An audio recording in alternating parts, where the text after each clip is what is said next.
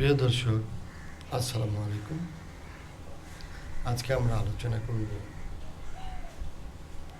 নবম জাতীয় pay scale নিয়ে।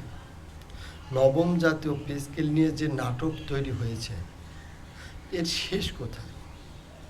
সরকারি কর্মচারীরা তারা দেশের জন্য কাজ করে, অথচ তাদের মধ্যে আজকে একটি বড় অংশ তাদের পরিবার পরিজনের মৌলিক চাহিদা পূরণ করতে পারছে না এবং তারা খুবই কঠিন বা কষ্টের জীবনযাপন করছে।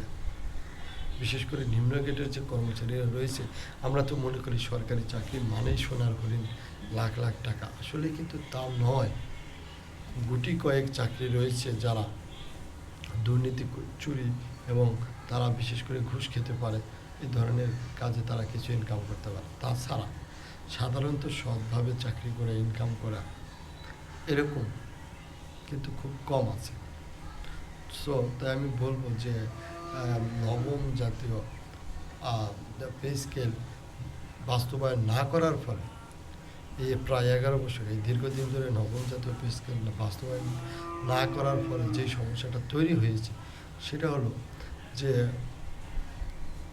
সরকারি কর্মচারীরা যারা নিম্ন গ্রেডে রয়েছেন, যারা শহরাঞ্চলে থাকেন, যাদের কোনো ঘুষ নেই এবং সকাল থেকে রাত পর্যন্ত তারা কাজ করে যে টাকা তারা বেতন পান, তাদের রুম ভাড়া, গ্যাসের বিল, পানির বিল, বিদ্যুৎ বিল এগুলো দিতেই চলে যায়। এরপর সন্তানের লেখাপড়া, বৃদ্ধ বাবা মায়ের ওষুধ কেনা এবং নিজের পরিবার পরিজনের খাবার, ভরণ পোষণ সব কিছু মিলিয়ে তাদের হয় না। তারা প্রতি মাসেই ঋণে জর্জরিত হয়ে যাচ্ছে। আস্তে আস্তে তারা এই ঋণের পরিমাণ এনজিও থেকে মানুষের কাছে ধার দেনা, এরপর সুদের উপরে মানুষ টাকা নেয়। এভাবে সরকারি কর্মচারীরা আস্তে আস্তে তারা তাদের চাকরির শেষ বয়সে এসে দেখে যে তারা কিছুই করতে পারে না, তাদের ঋণ পরিশোধ করতে চলে যায়।